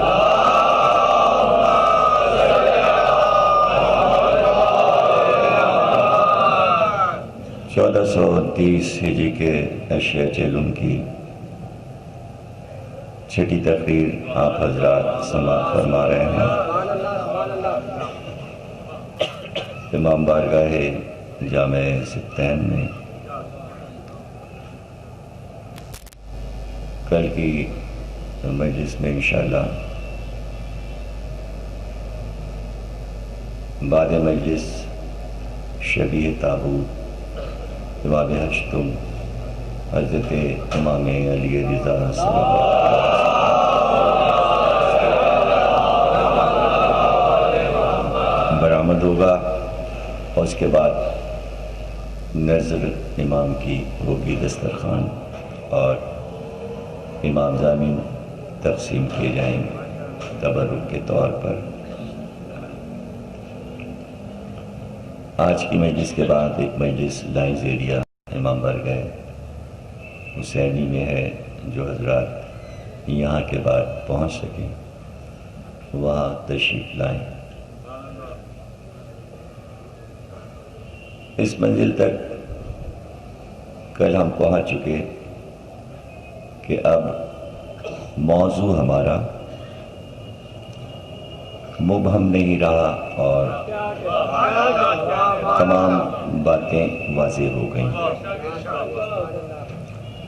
وہ پس منظر جو کچھ بیان کیا گیا ان کے حوالوں کی ضرورت نہیں ہے، اس لیے کہ وہ موضوع سے غیر متعلق ہیں. وہ صرف بتانا سمجھانا تھا کہ آدم سے پہلے کتنے آدم پیدا ہوئے اور زمین کبھی مخلوقات سے خالی نہیں رہی اور اس زمین کو ہمیشہ بسایا گیا اور دراصل جو درمیان میں گیپ آتا تھا وہ دوسری مخلوق کی تیاری ہوتی تھی. اور ضروری نہیں کہ صرف انسانی ہی اللہ کی مخلوق ہیں تو وہی زمین پہ آباد ہوتے رہتے. سب کو ہی موقع دیا گیا، جنوں کو بھی موقع دیا گیا، جانوروں کو بھی موقع دیا گیا اور ایسی بھی مخلوقات کو موقع دیا گیا کہ جیسے کل میں نے اصول کافی کی حدیث پڑھی تھی کہ امام نے فرمایا کہ تم تصور میں کوئی بھی خاکہ بناؤ، جو بھی تصویر بنتی ہو تو یہ سمجھ لو کہ وہ مخلوق اللہ نے پیدا کی ہوئی ہے. کیونکہ عقل اس کی بنائی ہوئی ہے، دماغ اس کا بنایا ہوا ہے. تو آپ کچھ بھی سوچئے اور بہت سے لوگوں نے سوچا ہے اور اصل میں ایک عجیب سا مسئلہ ہوتا ہے کہ ہمارے جو سامعین ہوتے ہیں، مجلس کے جو سامعین ہوتے ہیں، تو ضروری نہیں کہ وہ تمام کے تمام علم ایک ایسی چیز ہے کہ موسیٰ کو خضر کے پاس جانا پڑتا ہے.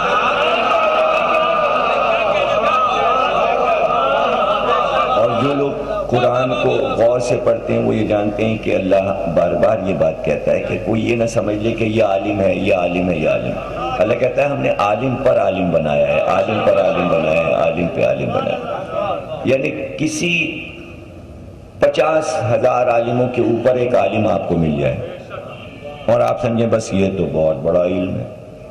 نہیں، چونکہ اللہ عالم ہے تو علم کو وہاں تک جانا ہے. تو وہ محدود نہیں ہے کہ بھئی یہ ہم نے نہیں سنا، یہ نہیں پڑھا، یہ نہیں کیا. تو یہ تو بچوں والی باتیں ہیں. ظاہر ہے کہ جتنی کتابیں میرے کتب خانے میں ہیں تو وہ میں نے پڑھی ہیں نا. ہر ایک نے تو نہیں پڑھی. اور پھر یہی نہیں کہ جو میرے کتب خانے میں کتابیں ہیں وہ میں نے پڑھی ہوں. میں تو بچپن سے کتب خانوں کے چکر لگا رہا. میں نے تو ہر ملک، ہر شہر اور ہر جگہ کے کتب خانے دیکھے ہوئے ہیں اور وہ سب مجھے زبانی یاد ہیں. اس لیے کہ میں جس ملک میں جس شہر میں جاتا ہوں تو پہلی فرصت میں سارے کاموں سے پہلے میں وہاں کے کتب خانوں میں جا کے بیٹھتا ہوں خالی وقت میں. تو میرے لیے کوئی ایسا مسئلہ نہیں ہے کہ چاہے وہ برٹش میوزیم ہو، انڈیا آفس لائبریری، یہ دنیا کے سب بڑے کتب خانے جس میں لاکھوں کروڑوں کتابیں ہیں.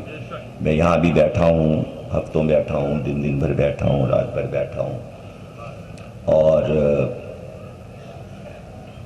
پرنسٹن یونیورسٹی کے کتب خانے میں بیٹھا ہوں، ہارورڈ یونیورسٹی کے کتب خانے میں گیا ہوں، آکسفورڈ کے کتب خانوں میں گیا ہوں، کیمبرج کے کتب خانوں کو دیکھا ہے کہ جہاں سے بڑے بڑے لوگ تعلیم حاصل کر کے آتے ہیں. یہ سب یہاں مجھے معلوم ہے کہ یہاں کیا کتابیں ہیں.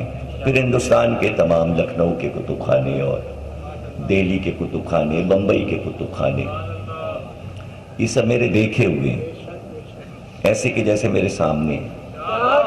مجھے الماریاں یاد ہیں، مجھے پتہ ہے کس طرف کس الماری میں کون سی کتاب لگی، یہاں سے بیٹھ کے بتا سکتا ہوں. تو اتنی کتابیں، اس کے بعد بھی میں یہ سمجھتا ہوں کہ ابھی لاکھوں کتابیں میں نے نہیں پڑھی. تشنگی ہے، علم کی تلاش ہے. یہ بار بار موضوع بدل کے اشرے پڑھنے کا کیا مطلب ہے؟ یعنی میں اپنی ذہنی سطح کا پتہ لگاتا ہوں اب کیا ہے، ابھی اور کیا ہے، ابھی اور کیا ہے. تو وہ آپ کو سنا اس لیے دیتا ہوں کہ جیسے بچے سبق یاد کرتے ہیں، سناتے ہیں تاکہ آموختہ ہو جائے، یعنی یاد ہو جائے. تو وہ آپ کو اس لیے سناتا ہوں بھائی ٹھیک پڑھ رہا ہوں. تو آپ تو اس نظریے سے مجلس سنیے، آپ کو اس میں کیا، یہ کس کتاب میں لکھا ہے، یہ کہاں سے پڑھ دیا، وہ کیا کر، یہ آپ کا کام نہیں ہے. یہ آپ سب ہمارے اوپر چھوڑ دیجیے.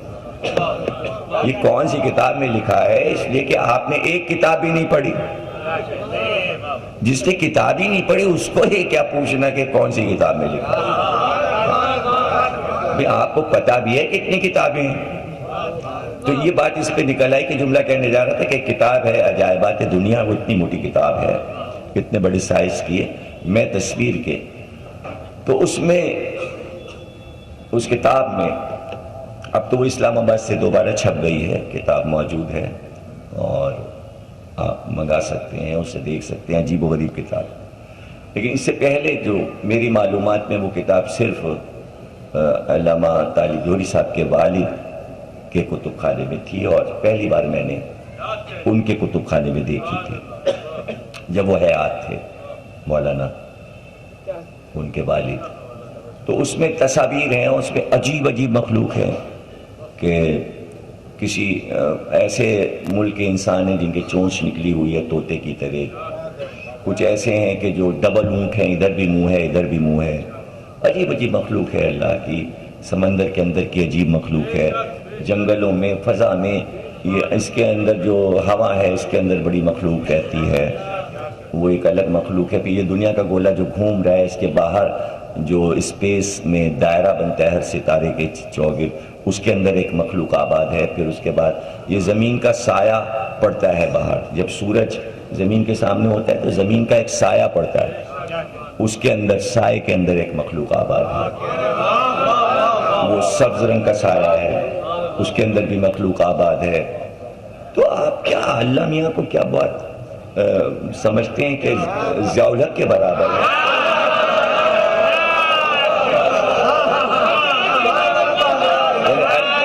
اگر آپ اللہ میاں کو امیر المومنین سمجھتے ہیں تو جو چاہے سوال کیجئے مجھ سے اور کہیے یہ کہاں لکھا ہے اور وہ کہاں لکھا ہے. مخانہ باتیں کرنے کا کیا فائدہ ہے؟ آپ کو کیا پتا کہ جہاں پر انبیاء سوال کرتے ہوں اللہ سے، موسیٰ کا میں آپ کو واقعہ سنا چکا کہ موسیٰ نے اللہ سے پوچھا کہ پہلے کون کون سی مخلوق آباد تھی. تو بھائی انبیاء کو نہیں معلوم ہے یہ باتیں، پوچھتے ہیں تو اللہ بتاتا ہے. اس لیے کوہ طور پہ موسیٰ سے باتیں ہوتی تھیں تاکہ علم لیں اللہ سے. تو اگر آپ چھوٹا سا اللہ میاں سمجھتے ہیں کہ صرف یہ پاکستان کے اندر آسمان میں دکھائی دے رہا ہے اللہ میاں، تو پھر آپ کی مرضی، آپ جو چاہے بے تکے اپنے طور پہ بے تکی باتیں کیا کیجئے. میں آپ کی بے تکی باتوں کا ذمہ دار. آپ سے مراد کوئی ہے؟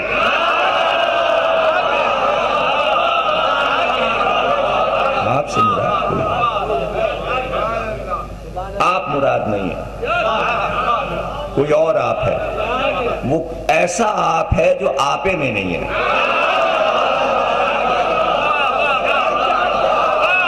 آپ کم از کم اپنے آپے میں تو ہیں نا۔ ہر آدمی کو اپنے حدود میں رہنا چاہیے، بس یہ ہے کہ خوش ہونا چاہیے۔ دیکھیں یہ منزل یہ ہے کہ یہ تو طے ہے کہ سب سے زیادہ حسد جو ہے وہ علم پہ ہوتا ہے۔ یہ حدیث قرآن سب اس پہ گواہ ہے۔ کسی شعبے میں اتنا حسد نہیں ہوتا جتنا علم پہ ہوتا ہے۔ ایک اسکول میں ایک فرسٹ آئے گا تو دوسرا جو ہے وہ اس سے حسد کرے گا، اظہار نہ کرے لیکن دل میں ہوتا ہے۔ تو جو زیادہ پڑھا لکھا ہوتا ہے جاہل اس سے حسد کرتا ہے۔ یہ ایک قسمت ہے، تقدیر ہے عالم کی کہ اس سے حسد کیا جائے۔ اور اس کی مثال آپ کے پاس سب سے بڑی ہے کہ مولا علی سے حسد صرف اس لیے کیا گیا کہ جو علم مولا کے پاس تھا وہ کسی کو نہیں۔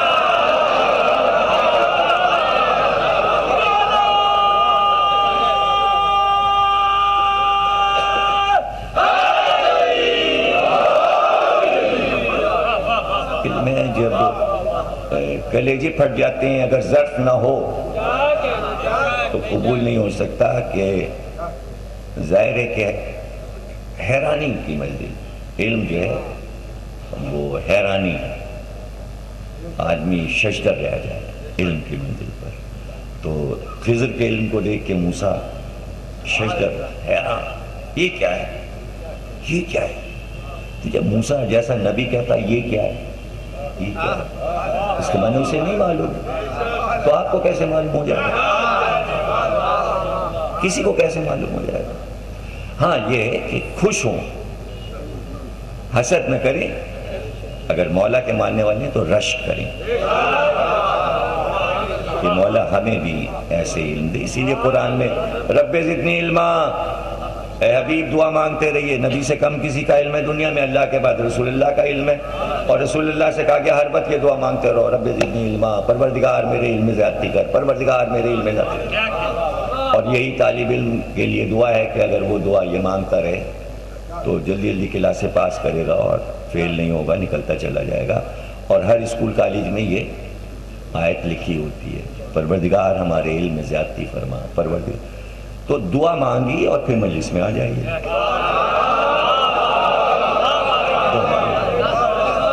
ادھر ہم دعا مانگیں، ادھر آپ دعا مانگیں، ہمارے علم میں ادھر جاتی ہو، آپ کے علم میں ادھر جاتی ہو، تو یہ سارا علم کا کاروبار چلتا رہے گا جو دنیا کے سارے کاروبار سے الگ ہے۔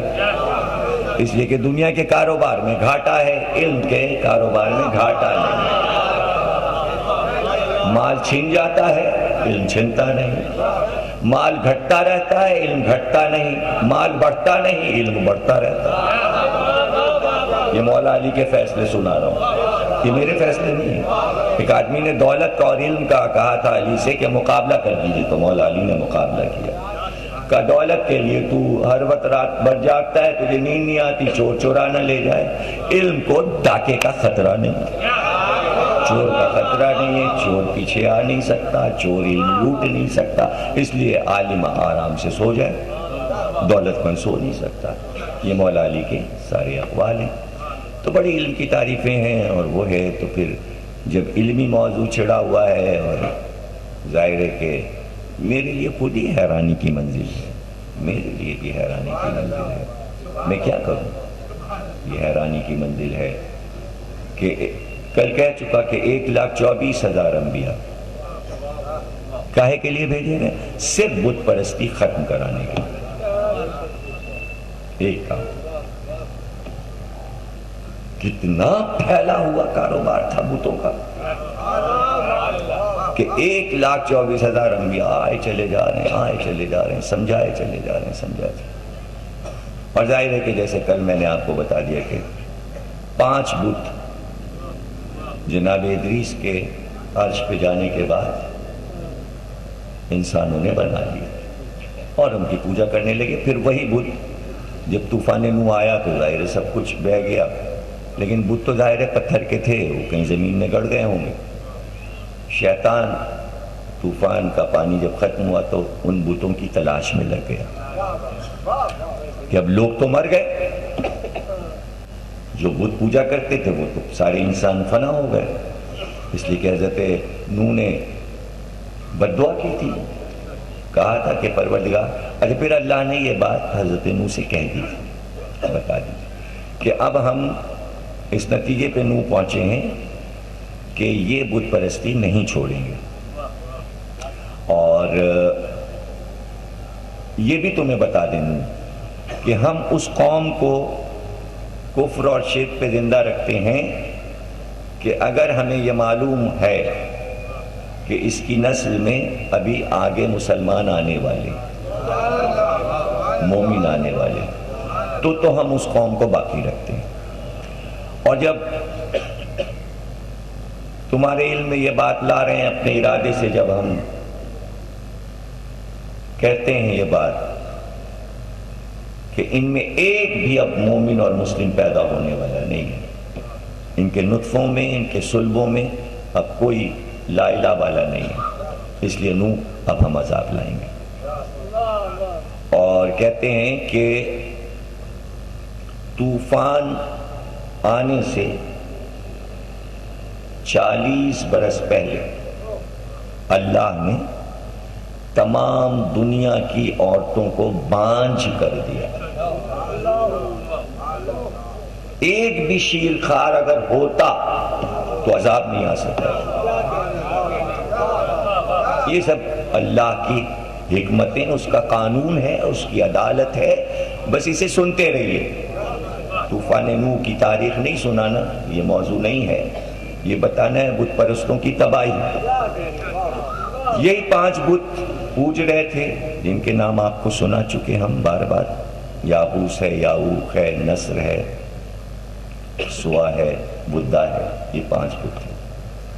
اور یہ صدیوں ایک سے ایک حسین بت تراش کر لوگ لے گئے، اور پوری دنیا میں یہ 5 بت پھیل گئے اور ان کی پوجا ہونے لگی۔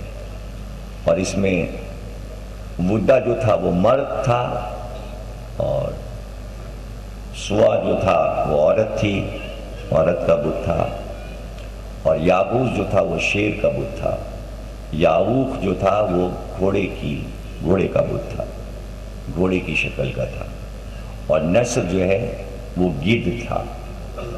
اب یہ سارے بت آپ دیکھ سکتے ہیں، یہ مصر میں احرام میں شیر ہے، یہ سب معلومات کی چیزیں ظاہر میں مجلس میں پڑھ کے اپنا وقت اور نہیں کر سکتا، بہت ہے، پھیلاوا بہت ہے اس میں، سمیٹنے کی بات کریے، یہ سب اخباروں میں پڑھیے، ادھر ادھر رسالوں میں، ڈائجسٹ میں، یہ سب آپ کو مل جائے گا، ضروری نہیں کہ میں آپ کو بتاؤں۔ احرام مصر میں شیر بیٹھا ہوا ہے، یہ گھوڑے کی پوجا اور یہ گدھ کی پوجا۔ تو حضرت نوح نے قوم سے کہا چھوڑ دو ان بتوں کو، تو انہوں نے اپنے بچوں کی پرورش اس بات پہ شروع کی کہ یہ دیوانہ ہے، کبھی اس کی بات نہ سننا۔ بچہ جب پیدا ہوتا تھا اور 6-7 سال کا ہو جاتا تھا تو اس کی انگلی پکڑ کے لاتے تھے اور کہتے تھے یہ ہے دیوانہ جو تمہارے بتوں کو برا کہتا ہے۔ تو ایک بار ایک باپ اپنے بیٹے کو لے کے آیا اور کہا کہ یہ ہے تمہارا دشمن اور تمہارے مذہب کا دشمن۔ تو اس لڑکے نے اپنے باپ سے کہا مجھے کاندھے سے اتار دیجیے، اور وہ اترا اور اس نے لاٹھی لی، ڈنڈا لیا اور حضرت نوح کے سر کے اوپر مارا، جس سے حضرت نوح کا سر پھٹ گیا۔ اس لڑکے نے حضرت نوح کے سر پہ ڈنڈا مارا، سر پھٹ گیا، خون بہنے لگا۔ تب حضرت نوح نے کہا پروردگار اب صبر کی منزل گزر چکی، عذاب لا۔ اس کے بعد بھی اللہ نے انہیں صبر عطا کیا اور کہا 40 برس اور رک جاؤ کہ ہم تمام عورتوں کو بانجھ کر دیں، اور 40 برس کسی عورت میں اب بچہ نہ پیدا ہو۔ اگر ایک شیر خار بھی ہوئے زمین پہ رہا تو عذاب نہیں ہم لائیں گے، ایک شیر۔ تو یہی علامات قیامت میں ہے، قیامت آنے سے 40 برس پہلے دنیا کی ساری عورتیں بانجھ ہو جائیں گی۔ 40 برس پہلے، 40 برس بچے نہیں ہوں گے، ایک شیر خار بھی ہوئے زمین پہ رہا تو قیامت نہیں آئے گی، پھر قیامت نہیں آ سکتی۔ اب میں آپ کو کیا بتاؤں، ظاہر ہے کہ میں ابھی تو مجلس آغاز ہوئی، میں مصائب تو نہیں پڑھ سکتا، میں تو فضائل میں مصائب کی دلیلیں دیتا ہوں، تو اب اس سے بڑی دلیل آپ کے سامنے اس تمہید کے بعد جملہ کتنا قیمتی ہوگا کہ حسین علی اصغر کو کیوں کربلا لائے تھے۔ اگر شیر خواہ نہ ہوتا کربلا میں، قیامت اس دن آ رہی تھی۔ یہ ہے راز آمد علی اصغر کا کربلا میں۔ قدرت کی حکمت تو دیکھی کہ 57 برس کے حسین، اور قدرت نے چاہا کہ ابھی حسین کے بچے ہوں۔ ایک طرف 24 برس کے سید سجاد، ایک طرف 6 مہینے کا بچہ، حسین کا بیٹا ہو، شیرخوار ہو، صغرا کی گود سے لیا جائے۔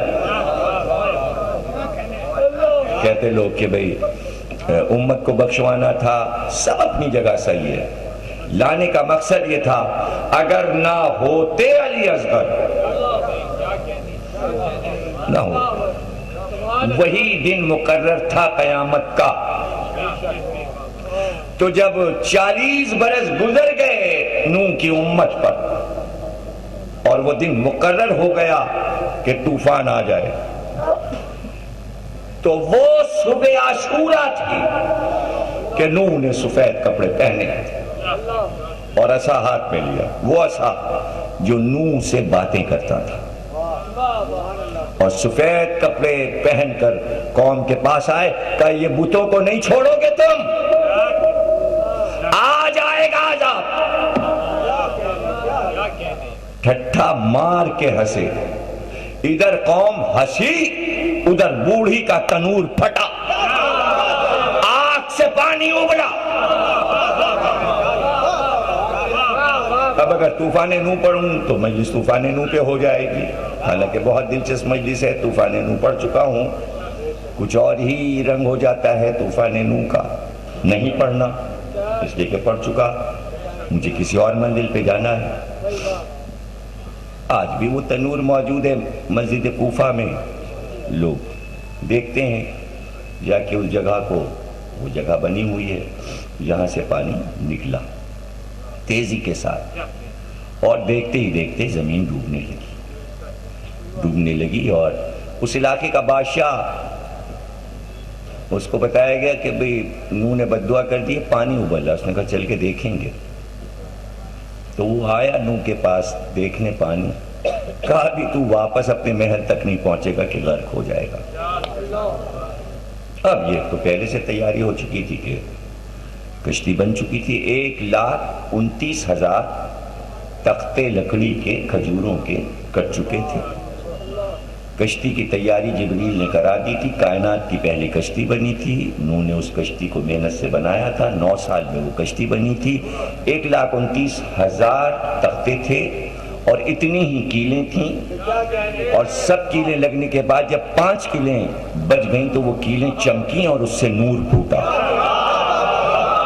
تو نوح نے کہا یہ 5 کیلیں کیوں چمکنے لگیں؟ کہا یہ محمد کے نام کی ہے، یہ علی کے نام کی ہے، یہ فاطمہ کے نام کی ہے، یہ حسن کے نام کی ہے۔ کہ جیسے یہ 5 کیلیں آپ لگائیں گے چاروں رخوں کی طرف اور درمیان میں ایک کیل لگائیں گے، کشتی مکمل ہو جائے گی اور فوراً یہ پانی میں چلنا شروع ہو جائے گی اور عذاب آ جائے گا۔ جیسے ہی وہ کیلیں پوری ہوئیں، پانی آتا گیا، کشتی پانی کی طرف بڑھتی گئی، اونچی ہوتی گئی، کیلیں لگائیں، 5ویں کیل لگائی تو اس سے لہو ٹپکنے لگا۔ تو نوح نے پوچھا یہ کیا ہے؟ کہ یہ حسین ہے، ان کے نام کی کیل۔ تو مجلس بھی شروع ہو گئی، عاشور کا دن تو تھا ہی، عذاب نوح جو 5ویں کیل لگائی تو اس سے لہو ٹپکنے لگا۔ تو نوح نے پوچھا یہ کیا ہے؟ کہ یہ حسین ہے، ان کے نام کی کیل۔ تو مجلس بھی شروع ہو گئی، عاشور کا دن تو تھا ہی، عذاب نوح جو آیا وہ عاشور کے دن آیا، اور ذکر حسین بھی ہوا۔ تو کشتی چلی ذکر حسین کے سائے میں، ادھر ذکر حسین نوح نے شروع کیا، جبریل نے مجلس پڑھی، گریا شروع ہوا، کشتی چلی.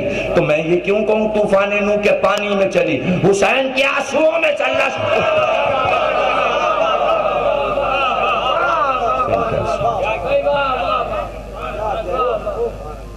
نوح کی کشتی چلی. جن کو بقا تھی وہ کشتی میں بیٹھ گئے، وہ بچ گئے، جانور بچ گئے، انسان بچ گئے. جنہیں ڈوبنا تھا وہ ڈوب گئے. تو آپ نے غور کیا میں اتنی دیر سے کیا پڑھ رہا ہوں؟ اتنی بڑی انسانیت خود خلق کرے، پالے بڑھائے رزق دے، صرف بت پرستی پر سب کو تباہ کر دیا. ایسے جیسے صفحہ ہستی پہ نام و نشان ہی نہیں تھے ہی نہیں، غرق ہو گئے، پتہ ہی نہیں چلا. صرف وہ بچے جو کشتی میں تھے.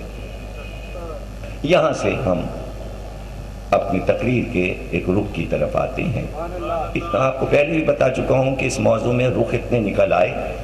جب پہلی تقریر کی تھی تو مجھے نہیں معلوم تھا کہ اس میں تقریر میں رخ اتنے ہوں گے. اور اس وقت بھی ہر مجلس میں، ہر تقریر میں روزانہ یہ ہوتا ہے کہ یہ حیرانی ہوتی ہے میں کون سے رخ کو آپ کو کون سے راستے پر جاؤں اور کون سے علم کا چیپٹر کھول کر آپ کو میں بتا دوں. تو یہ ہوتی ہے میرے لیے حیرانی.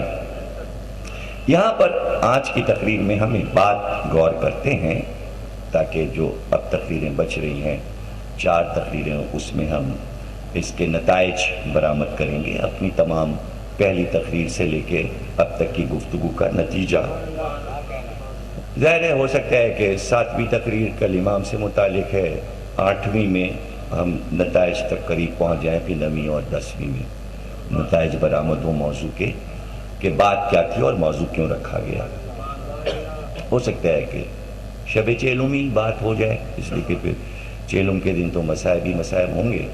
زیادہ تر تو 19 سفر کی تقریر میں ہمیں نتیجہ دے دینا چاہیے. امید ہے انشاءاللہ کہ دیکھیں گے کہ ہم اس منزل تک جلدی پہنچتے ہیں یا نہیں پہنچتے. تو یہاں پر ایک بات کرتے ہیں. اچھا یہ رخ ایک ابھی آیا ہے تو میں نے کہا ذرا اس پہ بات کر کے دیکھتے ہیں کہ آپ کے لیے کتنا فکری موضوع رہے گا. یہ کہ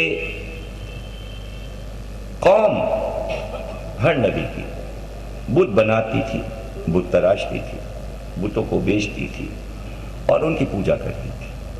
ایک سے ایک بت بنائے ہوئے تھے، ان کے نام رکھے ہوئے تھے، اور پوری زمین پہ جہاں بھی انسان آباد تھا سب جگہ بت پرستی پہنچا دی گئی تھی.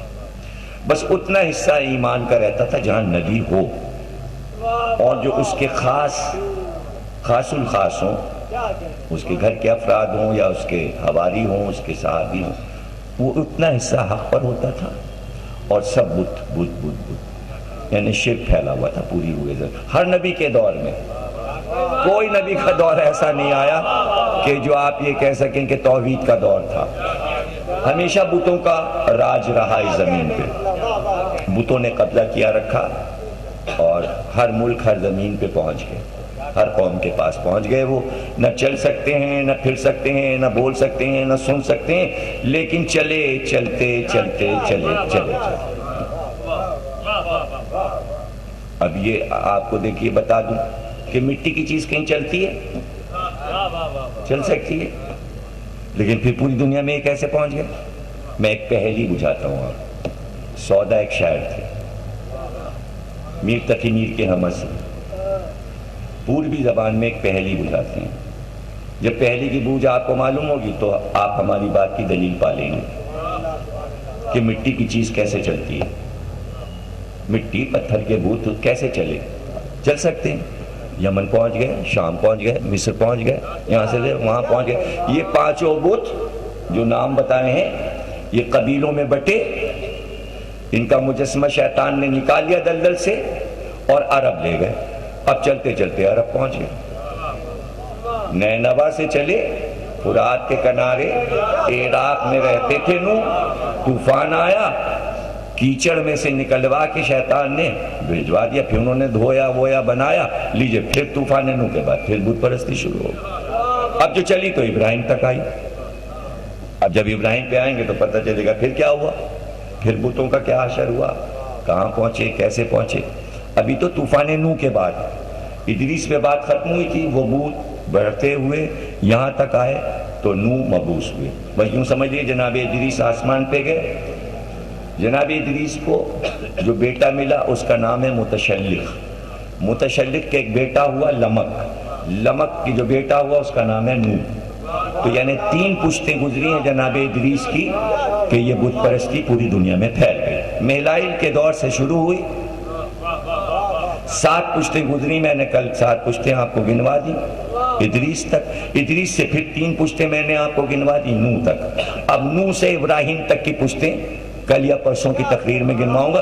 تو اب یہ دیکھیے کہ ادھر بت پرستی کا سفر ہے، ادھر یہ انبیاء کا سفر ہے کہ جو اسے کنٹرول کرنے آ رہے ہیں، اور صرف اس لیے آ رہے ہیں پروردگار تیری حکومت قائم کروانی ہے تو اس کو حکومت قائم کروانی ہے، یعنی بتوں کا قبضہ زمین کے اوپر ہے۔